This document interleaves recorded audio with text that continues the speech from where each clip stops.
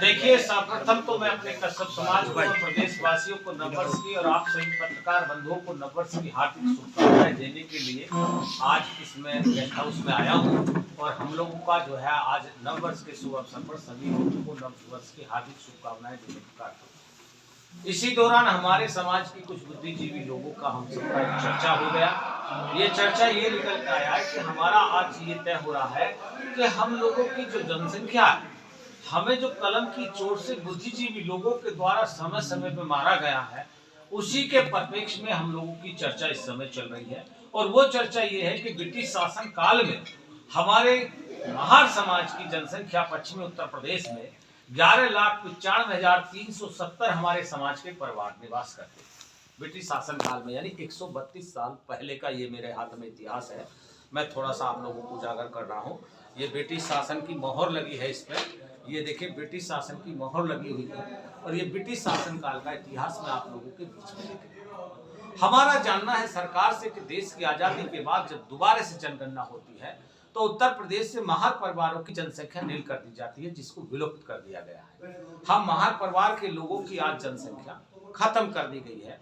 उसी बात को लेके हम लोगों का यहाँ आज बैठक चल रही है। और इस बैठक में हम लोगों ने निर्णय लिया है कि 20 तारीख के आसपास हम लोग अविलंबगत एक महापंचायत करने जा रहे हैं, जिसमें हमारी सरकार से मांग है कि हमारे समाज के लोगों को जो कलम की चोट से समय समय पर मारा गया है, जो बाबा साहब भीमराव अंबेडकर ने जो इस भारत का संविधान बनाया है, जिस संविधान के तहत किसी को जात बदलने का अधिकार नहीं दिया, धर्म बदलने का अधिकार बाबा साहब ने सबको दिया।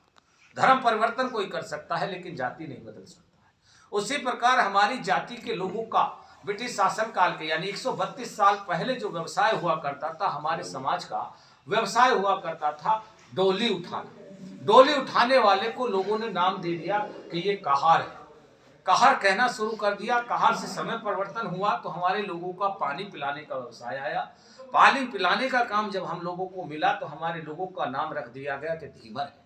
हमारी जाति पहले कहार बना दी जाती है और फिर हमारी जाति धीमर बना दी जाती है। और धीमर के बाद अब हमारी जाति के जो पूर्वज जो निकल के आए, जैसे हमारे पूर्वज महर्षि कश्यप ऋषि जी आए हैं, तो उनके नाम से हम लोगों का जाति का टाइटल है कश्यप।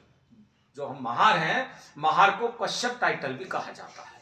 तो उस टाइटल को भी जाति बनाया जा रहा है। तो हम लोगों का आज ये कहना है कि जो ब्रिटिश शासन काल में हमारे समाज की जो जनसंख्या, अगर जनपद हाल मुजफ्फरनगर और पूर्व जनपद शामली मिला के एक जगह करके पूरा, पहले एक ही जनपद हुआ करता था सारण मुजफ्फरनगर का, इस मुजफ्फरनगर में 9,244 परिवार हमारी जाति के निवास करते थे, जो आज बिल्कुल नहीं।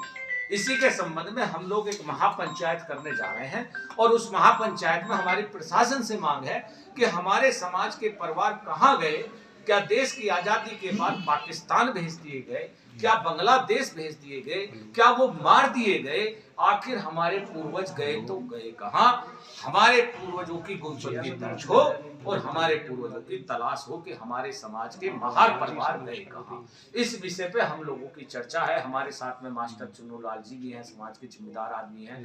भाई प्रमोद कश्यप जी हैं, हमारे समाज के बहुत ही महत्वपूर्ण व्यक्ति हैं।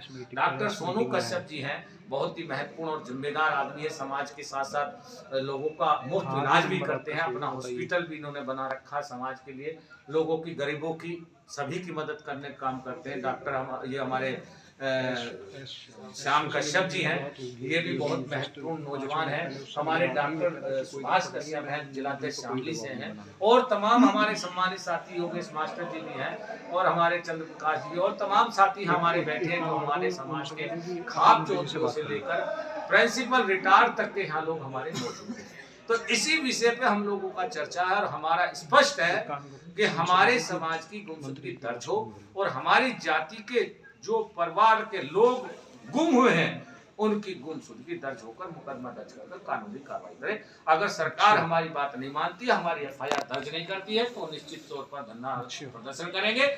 और दूसरी हमारी मांग ये है कि जो कोल्हू किसान का गन्ना कोल्हू जो किसान की परिधि में आता है, उसका सामान्य बिल नहीं लिया जाता, उस गन्ना कोल्हू से अधिक बिल लिया जाता है, उसको कम करा जाए और सामान्य किसान की भांति उस गन्ना कोल्हू का भी बिल एक किसान की भांति दिया जाए, क्योंकि किसान यंत्र में कोल्हू आता है। इन मांगों को लेकर हम लोगों को सर और पुलिस भर्ती, एक सेकंड, पुलिस भर्ती जो सरकार ने इस समय निकाली है, उस पुलिस भर्ती में हमारी मांग है कि उस पुलिस भर्ती में भी हम लोगों की जातिगत के आधार पर, परसेंटेज के आधार पर हमारी जाति के लोगों को भर्ती किया जाए। बिल्कुल सर, जैसे 17